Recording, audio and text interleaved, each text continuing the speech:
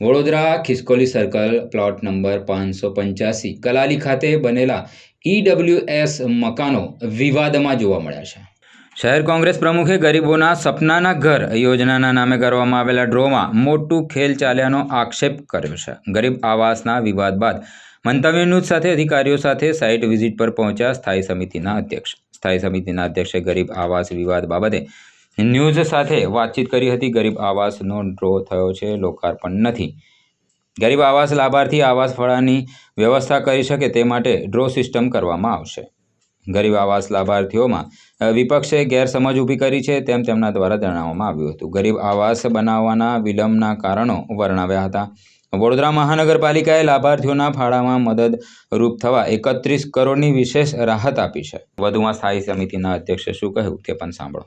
2709 જેટલા આવાસ, જેમાં 2629 જેટલા ઈડબ્લ્યુએસના આવાસ 40 ચોરસ મીટરના ખૂબ સારા પ્રકારના પ્રધાનમંત્રી આવાસ અને રાજીવ આવાસ યોજનાના 2,63,000 મકાનો, આ 2629 મકાનો ઈડબ્લ્યુએસના છે, જેની કિંમત નાગરિકે કે લાભાર્થીએ 5.5 લાખ રૂપિયા ચૂકવવાની થાય છે।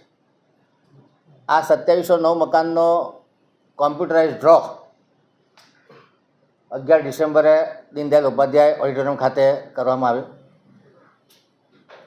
તમામ પ્રકારના આક્ષેપો અને કન્ફ્યુઝન થઈ રહ્યા છે કે આ ડ્રો કર્યો અને લોકોના મકાન રેડી નથી, પરંતુ હું સ્પષ્ટતા કરવા માગીશ કે ડ્રો એ આ સ્કીમનો પ્રાથમિક ભાગ છે।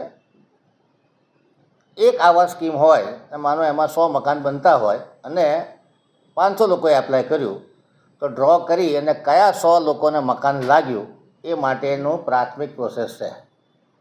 ડ્રો કર્યા બાદ લાભાર્થી કેટલો ફાળો, કયા લાભાર્થીએ ફાળો ચૂકવવાનો, એને કબજા પાવતી આપવાની, એના નામનું મીટર ઉતારવાનું, આ બધી પ્રોસેસ કરવાની હોય છે।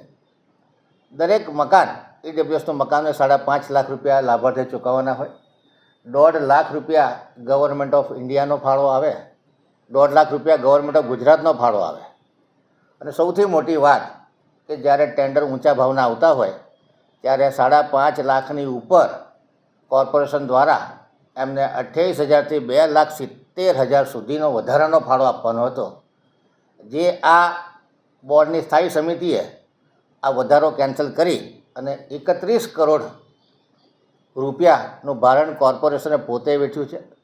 ખૂબ પ્રજાલક્ષી નિર્ણય હતો કે કોઈ પણ ગરીબ હોય, નો મિડલ ક્લાસ હોય, આ લોકો જ્યારે મકાન ખરીદતા હોય, ભલે ટેન્ડર ઊંચું આવે, ભલે અમારી કન્સ્ટ્રક્શન કોસ્ટ ઊંચી હોય, પરંતુ એમને કોઈ પણ પ્રકારનો વધારાનો ફાળો ન આપવો પડે એ પ્રમાણેનો નિર્ણય લીધો છે।